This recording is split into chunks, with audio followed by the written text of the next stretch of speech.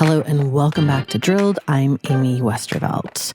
In this season, we are going chapter by chapter of a great new book that pulls together all of the social science that we have so far, peer-reviewed social science, on climate obstruction globally. It's called Climate Obstruction, a Global Assessment. It's been pulled together by the Climate Social Science Network at Brown, which includes hundreds of social scientists working all over the world on trying to understand this issue.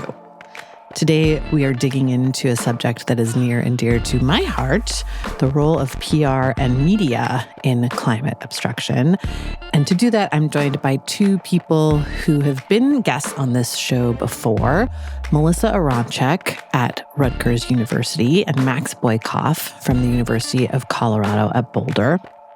We had a great conversation about the role that media plays both in helping to shape the public's understanding of climate and therefore the role it can play in obstruction, especially if it is targeted by bad faith actors, which it often is. It was a super interesting conversation. I hope you enjoy it as much as I did. That's coming up right after this quick break.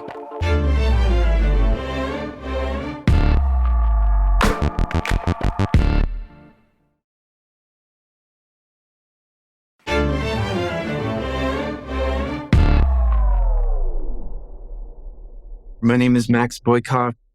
I'm a professor here in environmental studies and a fellow in the Cooperative Institute for Research in Environmental Sciences at the University of Colorado Boulder in the U.S. I'm Melissa Aronczyk. I'm a professor in the School of Communication and Information at Rutgers University in New Jersey. So I've probably talked to both of you about this separately before, but it does seem to me that the media often avoids responsibility for climate obstruction or for playing any kind of a role in it. I think you show really clearly here how it's kind of been used as a tool. So I want to kind of start by having you explain how particularly the weaponization of this journalistic norm of balanced reporting has contributed to the disparity between scientific consensus and the public's understanding of climate change. Yeah, I'm happy to start us off. If you'll allow me to back out just a little bit to answer that question. Totally. I think if we look back through time, we can track, in our group, the Media and Climate Change Observatory has done this, where we've tracked media coverage of climate change over time. And it really came into public consciousness and into the news starting in the late 1980s. And when that was happening, it was a new story to tell. And there were a lot of different journalists and actors trying to make sense of what was going on and how to tell these stories. And as time went on, though, there was, in the late 1980s was the establishment of the IPCC, the Intergovernmental Panel on Climate Change. There was increasing understanding within the scientific community that humans contribute to climate change. And so from that period of time, journalism, as we've tracked it through various studies, had tried to make sense of that. And as they did that, and as they started to draw in expert voices and others to give them a sense of where science was on human contributions to climate change, journalists leaned back into their journalistic norms, including the journalistic norm of balanced reporting, which one perspective to get another and help reader or the viewer, the listener make sense of what's going on. And so some early research that I'd done with my brother, Jules Boykoff, who's at Pacific University in political science, we had just taken a look at how had U.S. media been covering it from that time in the late 1980s through, at that point, 2002, when we finished up the study. And while there had been that convergent agreement in the scientific community, and that had been communicated clearly through the Intergovernmental Panel on Climate Change assessments, that we had found that the journalistic community had continued to tell this quote unquote balanced story. And in so doing had perpetrated an informational bias and had actually skewed the conversations in the public arena. And, part of the reason that we make those claims, and then others have also been looking at this over time, is that, quite frankly, people don't pick up peer-reviewed literature, the IPCC assessment reports. They rely on news coverage to help make sense of what's going on around them. And so news become this important bridge and this powerful driver of public conversation. there has been a learning going on, a maturation, or just sort of an integration of new understanding within the journalistic community. So we had put out that study. It actually gained traction. It ended up in Al Gore's An Inconvenient Truth, just briefly mentioned. So it got a lot more attention. And journalists, some were very eager to think carefully and recalibrate how they're telling these stories through their own reporting. Others, weren't quite as receptive to that messaging and critique. But nonetheless, we did some follow-up work years later and found that coverage had improved. When we looked, it's with another collection of researchers here led by Lucy McAllister. When we looked at it again in 2021, we found that there had been tremendous improvements in US press, along with UK, Australian, Canadian, and New Zealand newspapers, but it still isn't 100%. And so, the way in which we went about it to look at the unit of analysis being each newspaper article, we can still see there's room for improvement.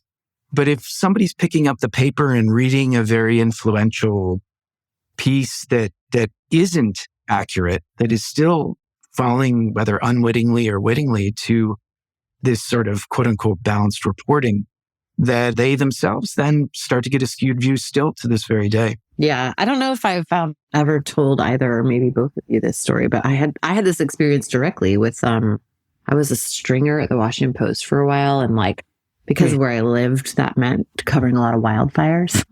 And, I covered a fire once and the Cal fire chief gave me this very simple explanation for why fires were burning for so much longer now than they had. And this wasn't that long ago. This was probably 2015-ish.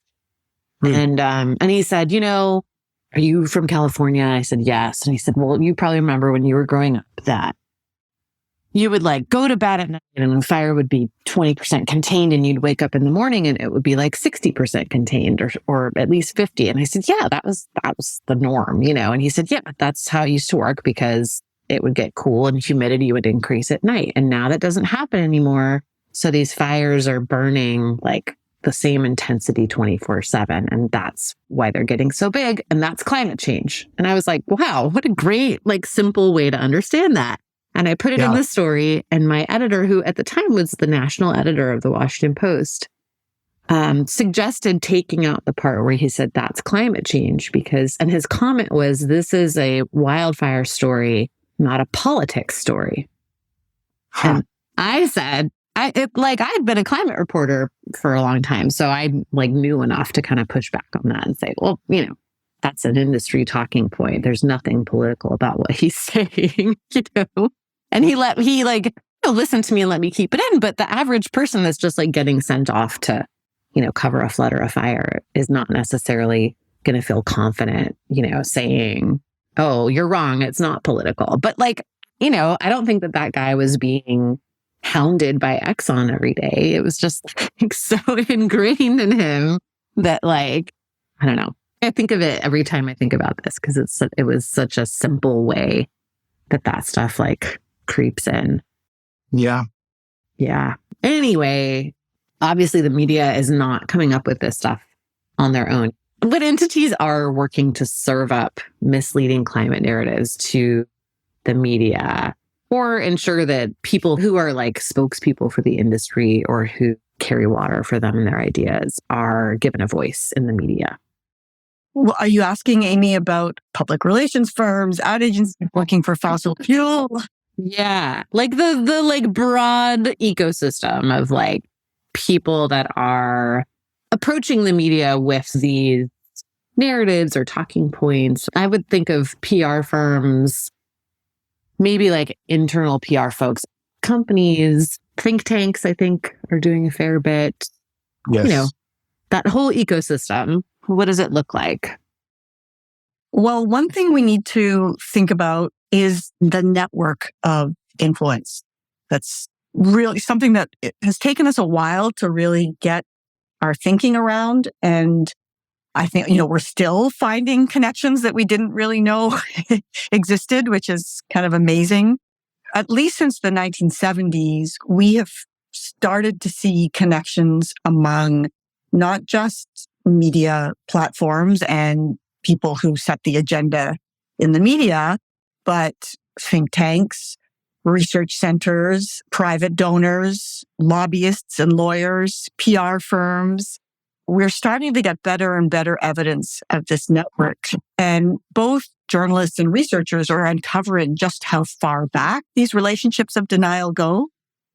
But I do think it's also important to remember that all of those groups I just mentioned operate in society, and that society in general, and really, if we just, again, zoom out from fossil fuels per se and just look at our entire consumer society, the way our lifestyles are set up right now, the status quo is one in which fossil fuels play a very big role. And it's very hard for people to imagine alternatives, especially when we don't see a lot of presentation of those alternatives in public communication. So it's a very vast and really has been for a long time very intractable problem that we've been trying to work through. Yes, definitely. I mean, we can draw links directly through the structures from who owns a lot of the corporate media.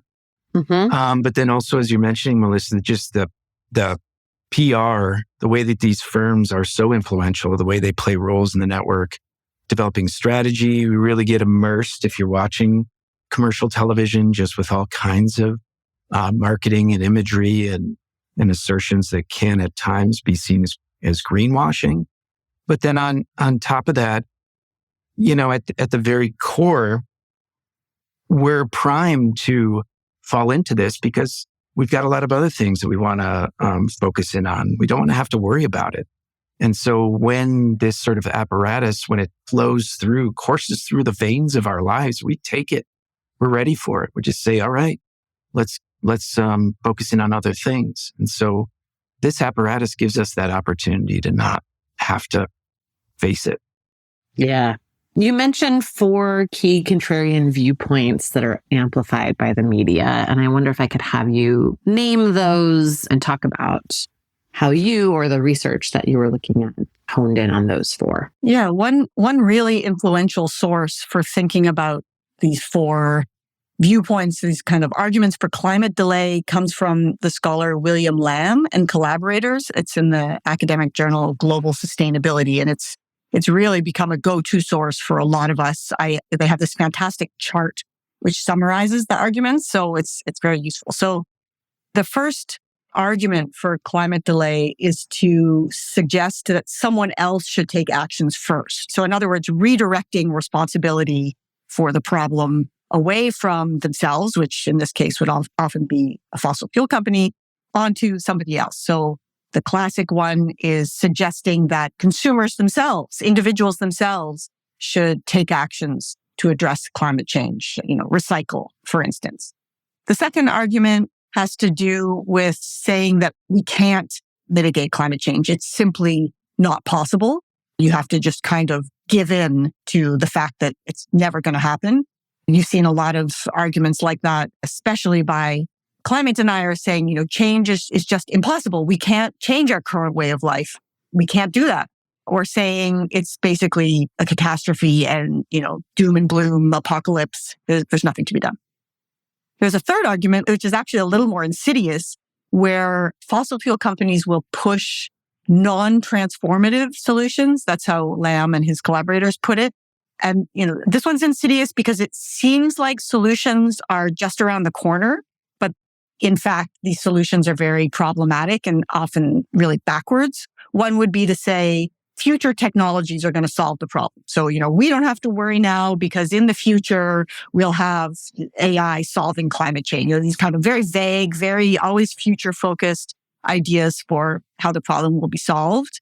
Another one is to say, you can't restrict or regulate companies because then they won't be able to come up with solutions for climate change. So you have to kind of give them time to figure it out. Yet again, this future-facing solutionism. Again, these are problematic because they seem like, back to what Max was saying a moment ago, they seem to make us feel better and they make us feel like we don't have to do anything that, companies have. It's kind of the opposite from the redirect responsibility frame.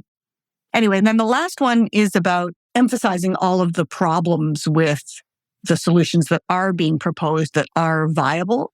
So for instance, you've got a solution in mind which involves social justice, but that means that vulnerable members of our society might have to bear the brunt of the solution. So we can't do that. We need solutions that work for everyone. Otherwise, we shouldn't have solutions at all. So these discourse types, so to be fancy, shows this tendency among actors of disinformation to actually move away from overt denial, like moving away from saying climate change isn't happening, it's not real, and having more subtle tactics to just undo or delegitimate climate solutions just by saying that they're not going to work for a variety of reasons. It could be a good opportunity too, just to point out that Melissa and I were leading on this chapter where we were essentially pulling together a lot of the current research to help us understand how this discourse is being steered through news, social media, advertising, public relations. And we led on this chapter, but Trav Cohn, Diana Lawson, Hannah Morris, and Chris Russell also contributed to this. So it was a great opportunity for us to pull together this kind of research from William Lamb and colleagues and others to help provide a bit more of a cogent picture. Yeah. I love that study, the graphic that they made. It's so simple, but it's so helpful. Okay. So you mentioned social media there. Obviously, the media itself has gone through quite a few pretty big transitions over the last couple decades. How have those transitions contributed to the ability of corporations and PR firms and these other entities that you've mentioned to really kind of hijack the narrative even more or push even legacy media to kind of amplify these sorts of talking points? Well, it will be no surprise to anyone if I say that in the Western hemisphere, at least in the global North, our media are in crisis, especially news media, and even more in trouble are legacy news media, such as radio and newspapers, which are dealing with economic and political crises, as well as extreme political polarization, which has shattered the sense among a lot of the public that our news outlets provide fact-based and reliable information. That's kind of the current picture, but it has been quite a while now that oil and gas producers and their collaborators have actively worked with both legacy news and social media platforms, as well as PR firms and advertising agencies to promote disinformation that obstructs climate policy. Max talked about the news balance, but we've also seen how oil and gas companies do source building with journalists to promote their industry point of view in news coverage. But then, of course, we also have social media where there's less of an intermediary or gatekeeping function. So oil and gas companies can pretty much post whatever they want, not to mention blogs, instant messaging.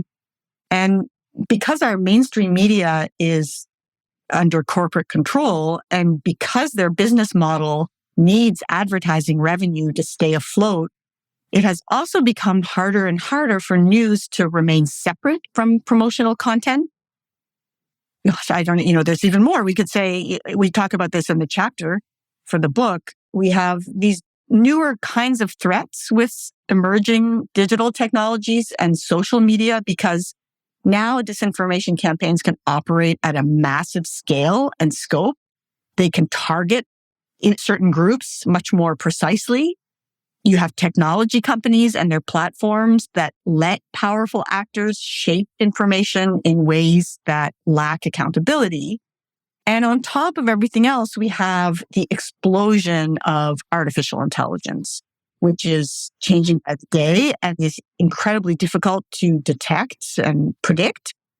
Not to mention the environmental costs of AI use, the energy consumption generated by AI, the waste generated by AI systems, especially data centers, which contribute to greenhouse gas emissions and environmental pollution. So we've got I was going to say a triple threat, but I think this is like a octuple threat. Yeah, there are definitely several dynamics at play, and they're pointing in discouraging directions. I mean, as you pointed out, Melissa, that there's been increasing consolidation. Some of the media mergers and acquisitions and everything that are going on just kind of feel beyond us as everyday people. Skydance is merging with Paramount. And what does that mean for Colbert? And what does that mean for the news I get? It's getting just bigger and bigger all the time.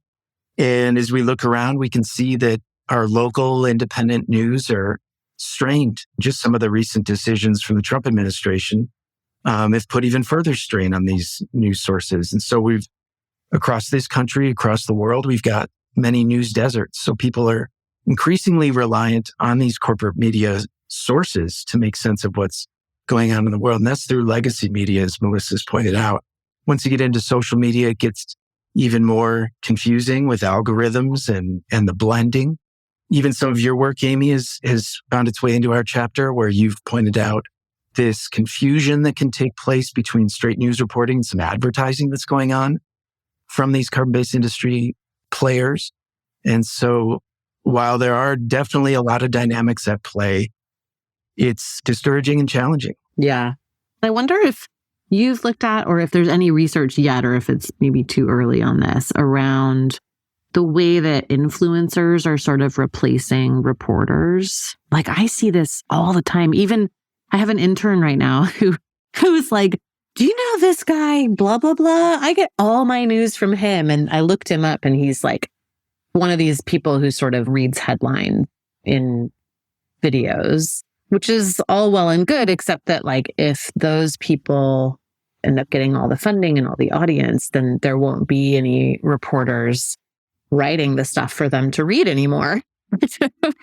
I just see this huge shift in like the credibility that people are ascribing to influencers for what appears to be no rhyme or reason. It's not like these people are like, hey, listen to me, I'm very credible for these reasons. It's just like some random guy. Anyway, yeah, I don't know if you guys have looked at that, but it's freaking me out. That problem first became really clear to me when I was teaching an undergraduate class on media and politics a few years ago.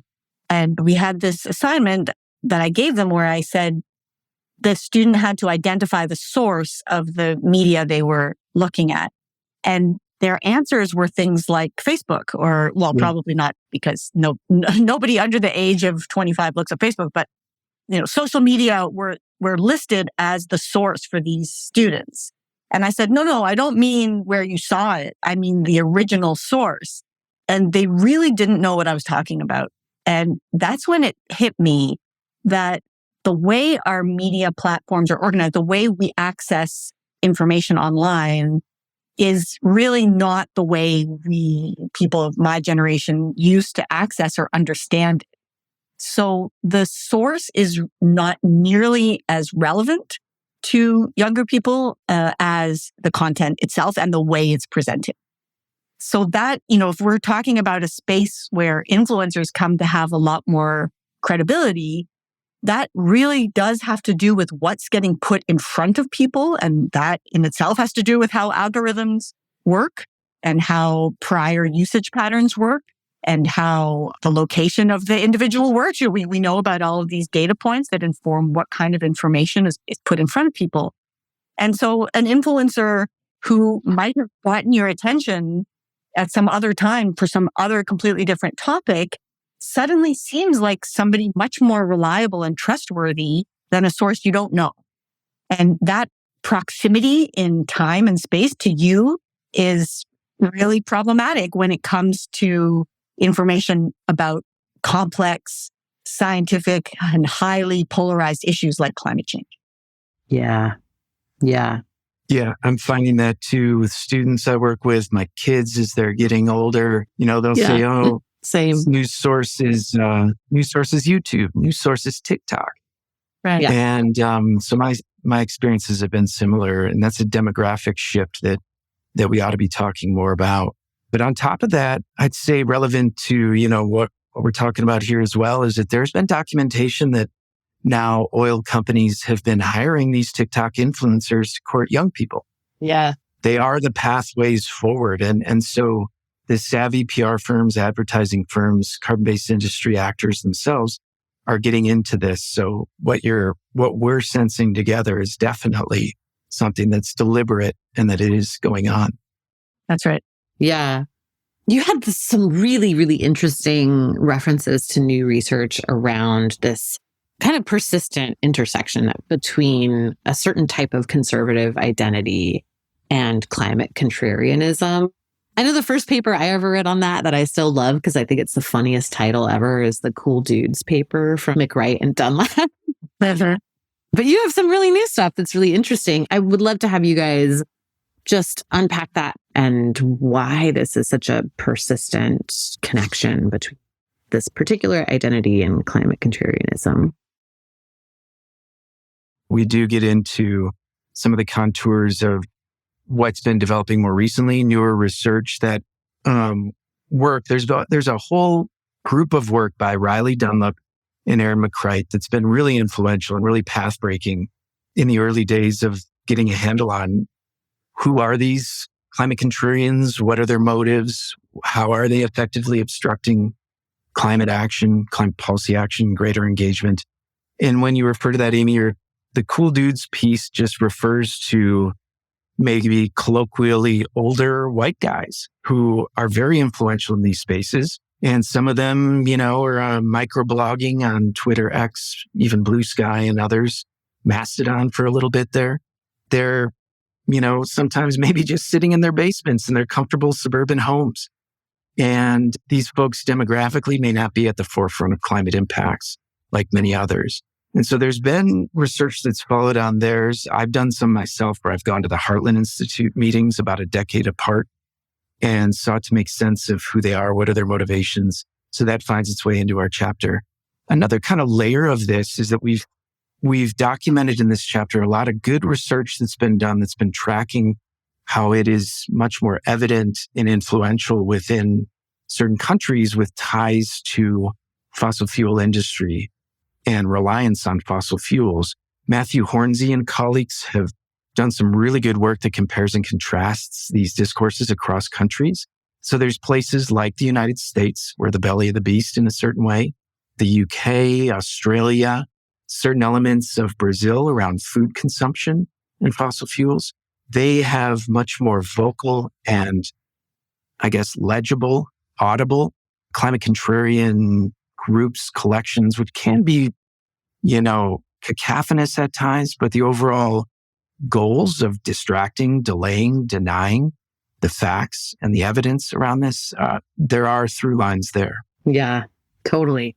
I didn't realize there was actual research on this, that amongst the developed countries or more developed countries, that the UK and the US really stand out as being places where media really continues to give a platform to climate skepticism. So again, I'd love to have you kind of talk about the research on that and share your thoughts on why that might be. I do think a big part of that, again, I think we have to understand the background or the structural or systemic issue here. So I do think a big part of that has to do with the ownership structure of so many news outlets in the UK and the US, and so the question of who owns the media becomes really salient here.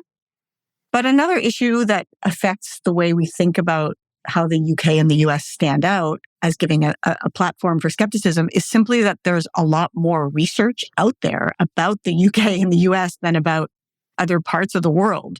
So it's not just that American and British media platforms enable skepticism, which they do, but that we know much more about it there than we do about what's going on in other places. And I really want to underline that as a very big challenge when you're writing, as we did as our contribution to this book, a global assessment of climate obstruction.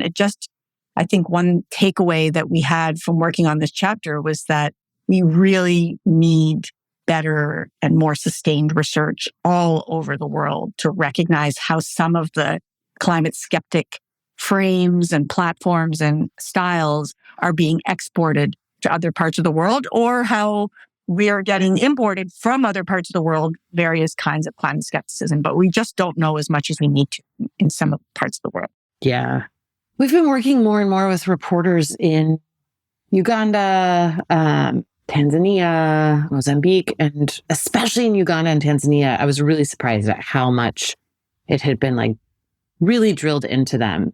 The like very old school false equivalence thing, of like, if you quote a scientist about climate change, then you have to talk to, I don't know, like the government person in charge of petroleum contracts or something too.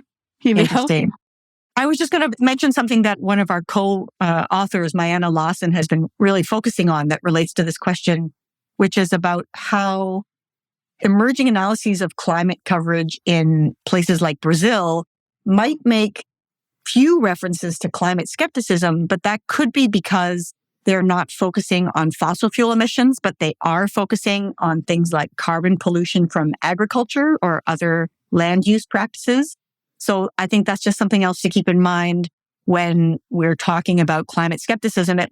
Sometimes certain stories might fall outside of the purview of research on climate skepticism, but it is climate skepticism. It just might look different in the news piece. Yeah.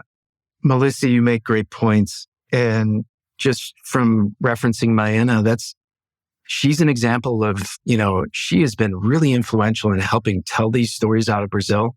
And we need many more researchers like Mayanna and others to come together so that we can tell these stories more comprehensively. So this book itself, our chapter contribution to it, the larger project, is trying to take a step forward and more systematically understanding how these dynamics play out in various times and spaces and that. But it is stunning, given the amount of funding and capacity that there is within these PR agencies, within advertising, within news reporting that shapes the stories that we get on a daily basis, that we don't have a larger, more coordinated effort to understand all these dynamics from a social sciences perspective, from humanities, and how that relates to the natural physical sciences. The most recent IPCC report was the first to include social scientists and the first to really note this stuff as a huge blocker to policy action. And Max, I know I've talked to you about this before, so I won't have you repeat like an hour's worth of stuff. But yeah, I just am curious, like, why do you think it took so long for the IPCC to start looking at this as part of the problem? Yeah. I think it is a good question. As we've grown to understand more about climate change, it's not a single issue. We're increasingly recognizing that it's a set of intersecting challenges that flow through every aspect of our lives, meeting our livelihood needs and everything else. And in so doing, we need to understand it from not just physical, biological perspectives, but also human behavior perspectives. And there have been social scientists that have come on board and been a part of some of the previous IPCC reports. But this really was a big step forward with some of us that were invited along. So I was a contributing author to that most recent IPCC report.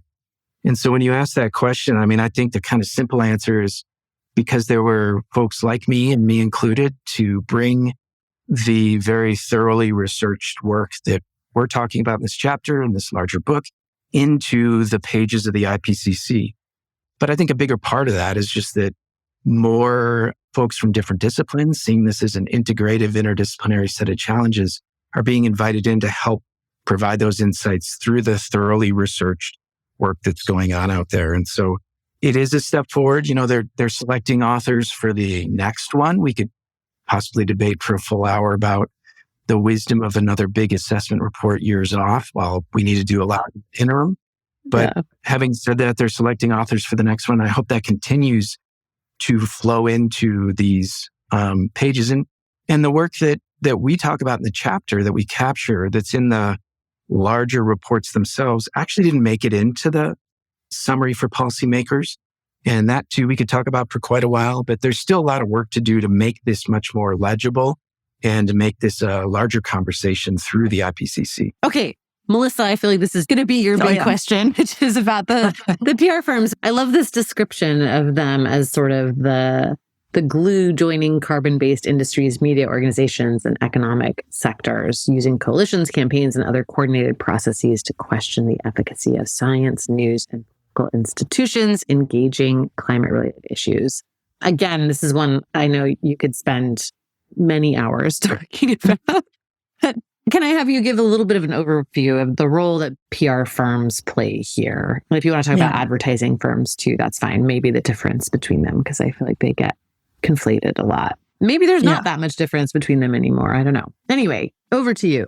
So the most important thing I learned when I started researching the role of ad agencies and PR firms in climate disinformation is that these firms are not just mouthpieces for their fossil fuel clients. They are coming up with the strategies. They are creating messages. They are developing the relationships with news media and other organizations who are friendly to their cause. For a long time, climate researchers only focused on the fossil fuel companies themselves. And that was relevant and necessary. So we now have a lot more information about what Exxon does or what Shell does or what BP does.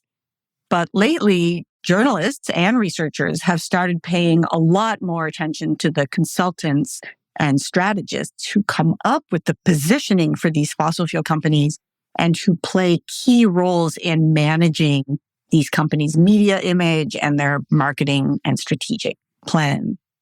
I do want to mention that there is a very important pioneer of this kind of research whose name is John Stauber of the Center for Media and Democracy in Wisconsin. He founded that center back in 1993, and in 1995, he wrote this book, which I think has the best name that any book like this could have, which is called Toxic Sludge is Good for You, which was an expose of the PR firms involved in environmental disinformation.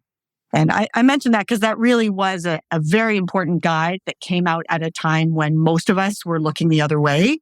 It really has helped later researchers and journalists think about this.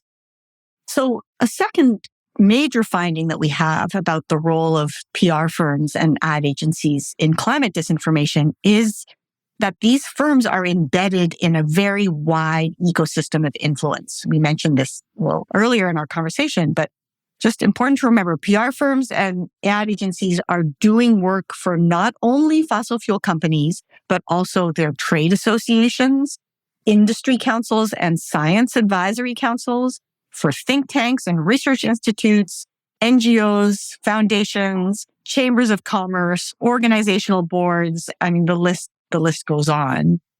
And the important thing that really came to me is that these firms play several roles in keeping this network together. This is the glue part.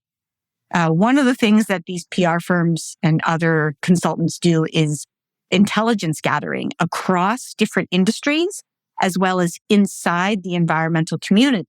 So you'll have PR firms hiring people who used to work at government agencies working on environmental issues, or from other organizations that influence public policy on environment or climate and energy issues. Another thing these PR firms will do is conduct industry-friendly research that help clients promote their viewpoints in the media. So there's a massive production of scientific material, legal material, and technical material to circulate in the media. So like you said, Amy, I could really go on for several more hours about this, but I just really want to communicate that these firms are not just about spin. There's so much more going on, and they deserve all of the attention that we've been trying to give to them over the last few years. Yeah. Lois has written up a lot of great research on this and a book that is worth checking out for all your listeners. Yes. Just to maybe animate this with a very recent example, Edelman, big influential ad agency that's helped promote fossil fuels with various companies as clients, has just been hired by COP30 in Brazil to put the strategy there. And so these things are happening and circulating all the time. Yeah. Yeah, I know. I was just reading about that. Okay, we talked a little bit about social media and digital, but can I have you hone in on the digital platforms in particular and sort of structurally what is going on with them with respect to spreading disinformation around, and what are people trying to do about it? So I mean, yes, digital platforms are very troubling sources of climate disinformation.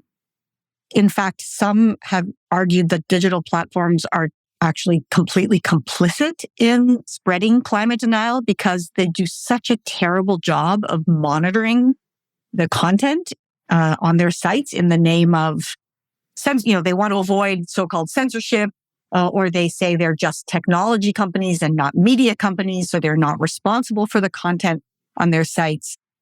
They also take ads from fossil fuel companies.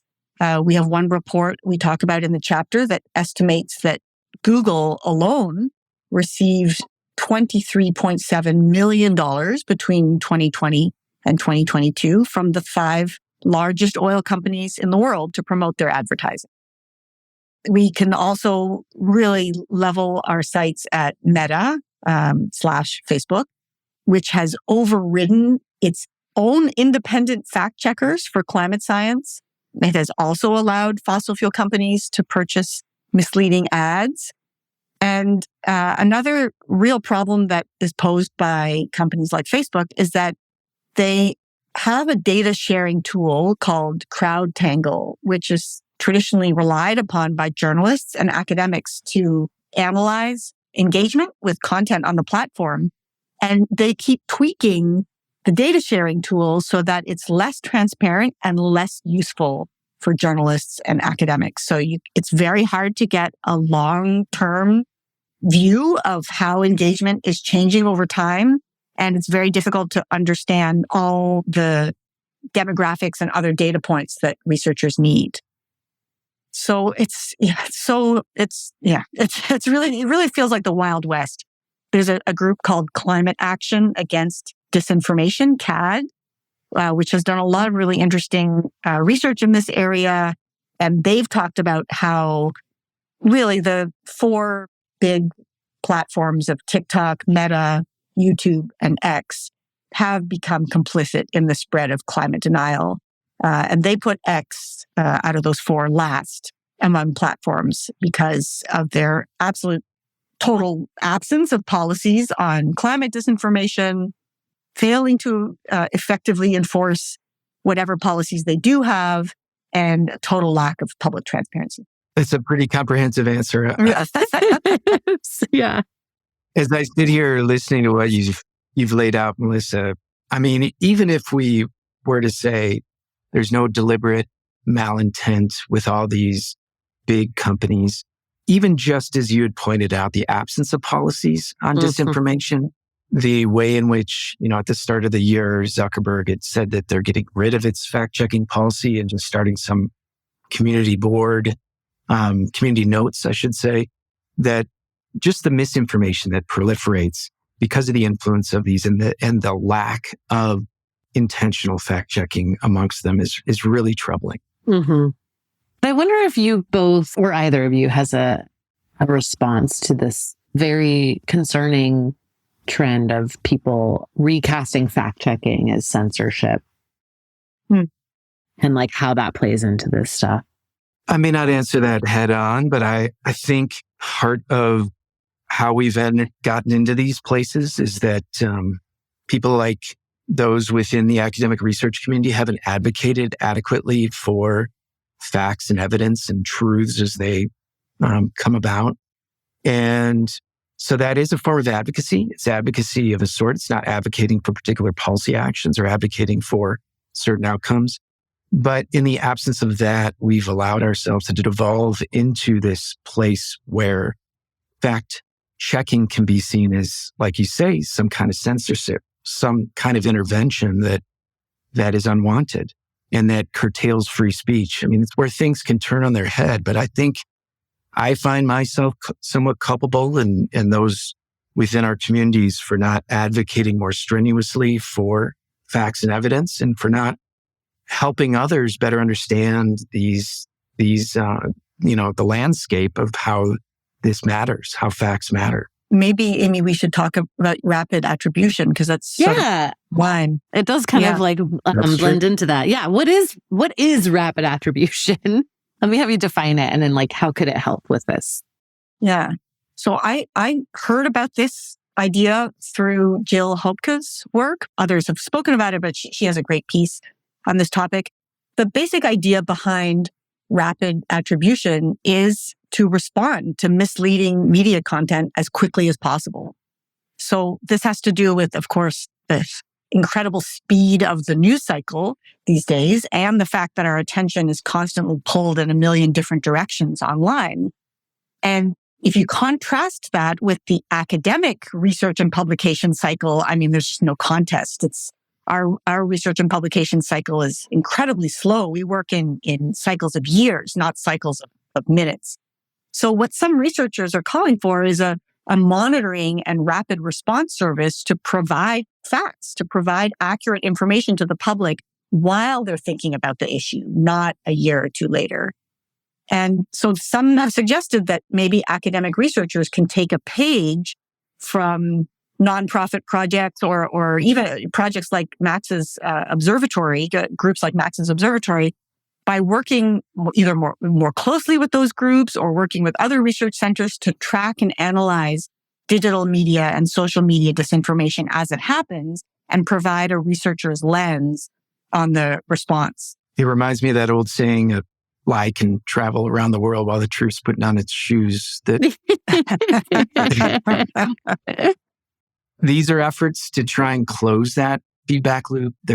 They're improving, but even today in, say, print news journalism, if something is wrong, they print a correction the next day. It's still not adequate.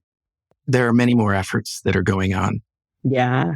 Okay, you have this very interesting section to me about how these narratives shape not just people's understanding of the issues and how urgent they are, but also ambition on climate. And I wonder if you could walk through that. I also wanted to ask you about the tendency for a lot of reporters who are on the climate beat to focus on just events-based reporting. I feel like that kind of feeds into this too. I'm going to rephrase the question like the way all good, political interviewees Right, you're do. so media trained. It's great. Yes. You asked, so I'll answer a piece of what you asked me. So you asked about how do some of the narratives that we see in the media shape people's ambition to do something about climate change. And so here, there's a variety of climate obstruction that I know really well because I've spent a lot of years studying how big brands and other business groups sidestep their role in contributing to climate change. And they generate narratives that are very influential, very seductive, but that really are problematic. And they do this by promoting that they're at the table with us, that they're collaborators, they're consensus makers, or that they're willing to compromise. And in fact, I would say that some of the most effective undermining of environmental science has come from business leaders who say that their company is working alongside scientists or alongside public policymakers to solve climate problems. So here we have to come back to PR specialists because their entire raison d'etre is to promote consensus among public audiences. That's the public in public relations, is to relate to the public. They influence people by aligning their clients' messages with public values and beliefs. That's a classic branding strategy. And it's also about creating legitimacy for their client organizations, like fossil fuel companies, and about creating trust in their message. So, for example, PR consultants will create public-private partnerships or sponsorships for their clients that make them look good. Shell, for instance, the oil company, sponsors youth programs. They sponsor healthcare initiatives and they sponsor housing projects. And that's not, it's hard to point to that and say that's bad. You shouldn't sponsor those projects. But at the same time, if you think about how that acts back on the company to make them look good, when in fact, alongside those sponsorships, they are also expanding the infrastructure for oil production, it becomes really challenging to uphold their good image. I could go on, but maybe I could leave it at that for now. Yeah, no, that's great. Did you want to add anything in there, Max? Well, I think it relates back to some of the things we were talking about before. Melissa was talking about discourses of climate delay and kind of honing in on the four that that William Lamb and colleagues had pointed out that we got in the chapter. Mm-hmm. And another way in which we can see this kind of narrative is through the way in which some of the redirection of responsibility comes through the individualization of responsibility. Mm-hmm. And so some of the narratives that take place through the media and through everyday lives can come into the notion of carbon footprints, which themselves were seen as creation by the fossil fuel industry to redirect attention to the individual rather than larger corporate actors who are contributing significantly to these issues. And so that individualization can have several different kind of pushes and pulls. It can distract from their responsibilities, but then it can also, very importantly, it can have us feel like, oh my gosh, we get overwhelmed with the enormity of the challenges that we have before us.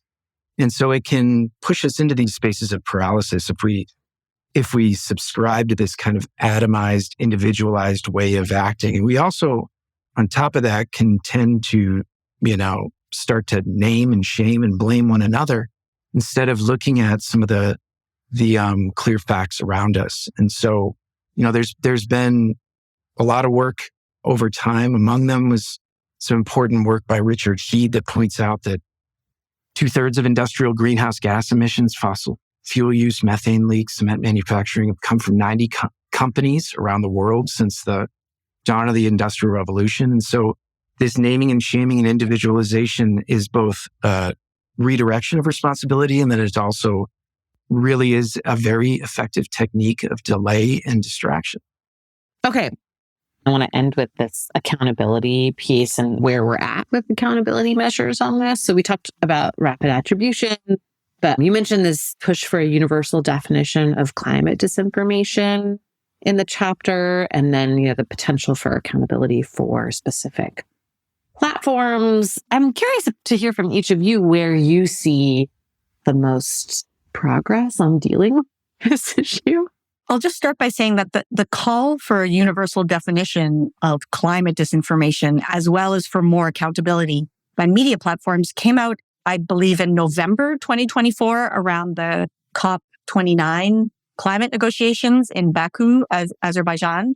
And this was a large group, a coalition of political groups, nonprofits, and so on that was trying to encourage political leaders around the world to acknowledge that there is a major threat posed by climate disinformation as an obstacle to climate action, and to adopt a definition that will allow regulation and other forms of rules to get put in place to be able to say, to point at something and say that is climate disinformation based on this definition that all of us have agreed upon. I think that would be very powerful. And then that third pillar is to hold platforms accountable, as you said, Amy. So just pushing social media companies, ad tech publishers to prevent the spread of climate disinformation by, again, acknowledging it and saying we're not going to allow this kind of garbage to be on our sites. I would say if I had to, leave with some hope, this is really not, I don't intend this to be about tooting my own horn. This is just something I know more about than other areas. So I'll talk about it. It's in relation to this idea of adopting a universal definition, but it's on the topic of greenwashing, which is a subset of climate disinformation. This is something that some colleagues and I have been working pretty steadily on through the Climate Social Science Network. We have a greenwashing working group, and we've just put out our second article that attempts to develop a very clear and coherent framework to identify greenwashing and to lay out a set of criteria that anyone can use. It's not just an academic thing. It's really about saying, here are the features. Now, if you can identify these features in whatever you're looking at that you think is greenwashing, and these features are there, you can call it greenwashing. You can go ahead and say that's greenwashing. And we're really trying to promote greater accountability by all kinds of organizations, not just companies, but other groups that advertently or inadvertently produce greenwashing material, and getting a definition that then will allow us to hold these groups accountable. And we've had some real success with that framework. We've had a couple of groups. I know in Canadian cities, some lawmakers have used that framework to ask for public buses and other transit systems to take down their advertising that is greenwashing as a result of our study. So that's just one, very small contribution to trying to just keep these different platforms and different outlets accountable. That's great. I'm glad to hear those developments because they can feed back into news reporting, into engagement advertising, and on and on. Yeah. I guess I would say that, while we have talked about how, there are strains on our media literacy nowadays, generally my experience has been that once you open up these conversations, especially with young college-age people that I'm working with a lot, teaching, that there is a real appetite and there's an ability to learn very quickly. And especially young people who have been born into the world where we've already had this on the public agenda. For those of us that are a little bit older, we grew up in a world where this wasn't being discussed, but many young people now that are in college have been exposed to this, been talking about it, and they're well positioned to start to move forward with solutions. And I know at times we all may feel like this is really daunting. There are so many large forces and pressures that are working against this kind of progress. I guess I am in a quoting kind of mood. I think about Wes Jackson, something he said about if you're not working on something that you plan on finishing in your lifetime, you're not thinking big enough. And so when we start to work with folks across demographics, across generations, and there is this appetite to learn, there is this appetite for positive change, I see it through the creative ways that students I'm working with are communicating about climate change with their peers and families and neighbors and roommates, that I find that as a source of encouragement. So while we have been focused in here on diagnosing some of the real daunting challenges, there are places where we can look to for encouragement and hope. Awesome. No, I really echo what Max was saying about students. I do see the only moments lately when I do feel optimistic are actually working with my students and hanging out with my teen son. Which is kind of ironic because in other ways he drives me absolutely bananas. But yes, he is, he's growing up to be a very savvy and media literate person, despite what we said earlier. He is very aware of the climate crisis and the need to do something about it. I feel hopeful when I hear the kinds of things that he's thinking about and wanting to do when it comes to climate change, because he's on it. And I think his friends and roommates and others are too. Okay, well, it's kind of nice to end on a little bit of hope and grit. I do feel like people really forget that these things take a long time. That's it for this time. Make sure you're subscribed so you don't miss an episode. You can find more on this season, including transcripts and lots of related articles and background information on our website at drilled.media. You can also sign up for our newsletter there. Our producers for this season are Martin Zaltz-Ostwick and Peter Duff. Our theme song is Bird in the Hand by Fornoun. Our cover art is by Matthew Fleming. Our First Amendment attorney is James Wheaton with the First Amendment Project. The show was created, written, and reported by me, Amy Westervelt. Thanks for listening, and see you next time.